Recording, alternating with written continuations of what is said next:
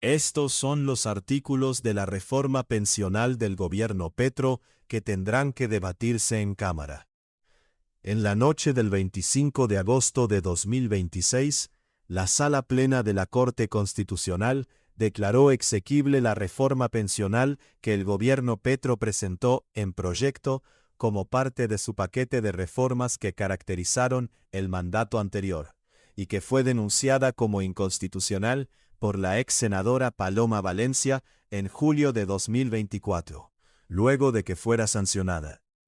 Pues bien, la Corte Constitucional ha dado respuesta final a este controvertido proceso, y la determinó como exequible, es decir, que en su mayoría es viable y no viola las leyes colombianas estipuladas en la Carta Magna.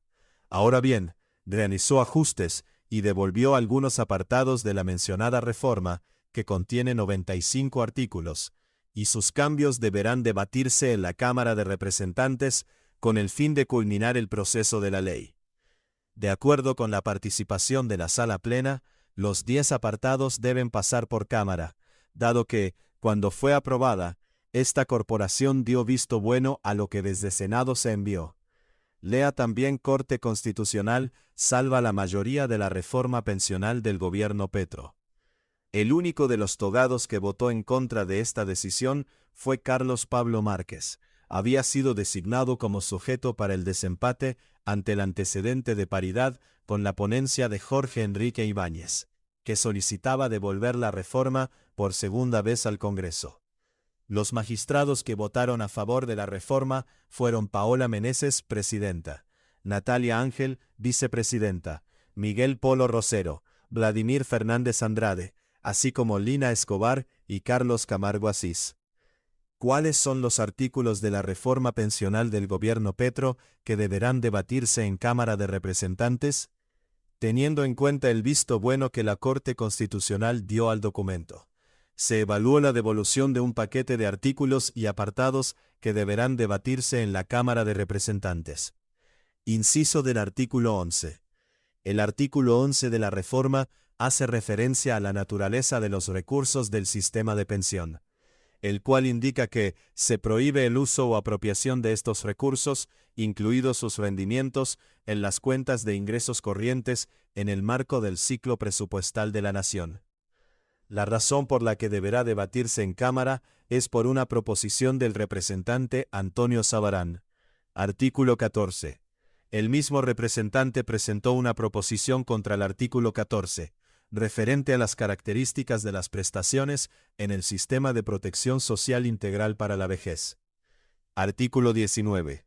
Está compuesto de hasta 17 puntos las características del pilar contributivo. Artículo 33.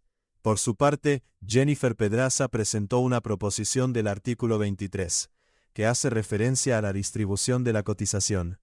La ley indica que es del 16% del ingreso base de cotización. Los empleadores pagarán el 75% de la cotización y los trabajadores el restante. Artículo 36. El famoso artículo que beneficia a las mujeres por los hijos que conciban también deberá debatirse una vez más. Este apartado indica que una mujer tendrá reducción de semanas laborales con hasta 3 descendientes. Lea también: Reforma pensional entrará en vigencia en 2027. Esta fecha fijó la Corte. Artículo 63. El artículo 63 hace referencia a la inversión de los recursos. La Cámara también deberá debatir la forma en la que se le da manejo a los recursos de los empleados. Su inciso 2 reza: en ningún caso los recursos a los que hace referencia el presente artículo podrán formar parte de fuentes de financiación para entrega de subsidios o transferencias condicionadas. Artículo 84. El numeral quinto de este apartado indica que las pensiones de extranjeros que residan en Colombia estarán exentas del impuesto sobre renta.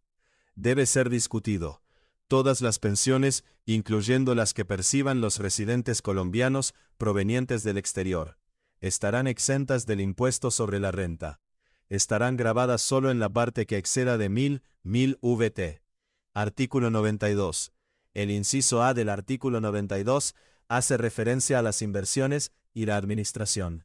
Estas deben ser realizadas por el Fondo de Ahorro del Pilar Contributivo y la Política de Inversiones. Artículo 93. El artículo 93 hace referencia a cómo las comunidades afrocolombianas, raizales, palenqueras y el campesinado tendrán beneficios de reducción de semanas de algunos de los artículos que conforman la ley. La reducción la define el Ministerio de Trabajo tras un análisis del DANE. Lea también reforma pensional, cómo cotizar desde el exterior por semanas o días. ¿Por qué llegó la reforma pensional a la Corte Constitucional? La reforma pensional llegó a la Corte Constitucional debido a la presentación de numerosas demandas que exigían revisar la legalidad de la norma. Ley 2381 de 2024. El motivo central de estas acciones legales fueron los presuntos vicios de trámite y procedimiento ocurridos durante su discusión y aprobación en el Congreso de la República, tales como irregularidades en las votaciones y la violación al principio de deliberación democrática en la Cámara de Representantes. Asimismo, las demandas incluyeron cuestionamientos de fondo sobre el impacto fiscal del sistema de pilares, la sostenibilidad financiera y la presunta vulneración de derechos adquiridos de los cotizantes. El Alto Tribunal asumió el control constitucional para determinar si el proyecto cumplía estrictamente con los mandatos de la Constitución de 1991. ¿Qué sigue para la reforma pensional en el Congreso de Colombia? La Cámara de Representantes debe retomar la discusión y votación exclusiva de los artículos devueltos por la Corte, asegurando que se cumplan estrictamente los principios de publicidad, anuncio previo y deliberación democrática que se echaron de falta en el pasado. Los congresistas tendrán que someter dichos artículos a los debates reglamentarios en las comisiones y o plenarias según corresponda, bajo la lupa vigilante tanto del Gobierno nacional como de los sectores opositores.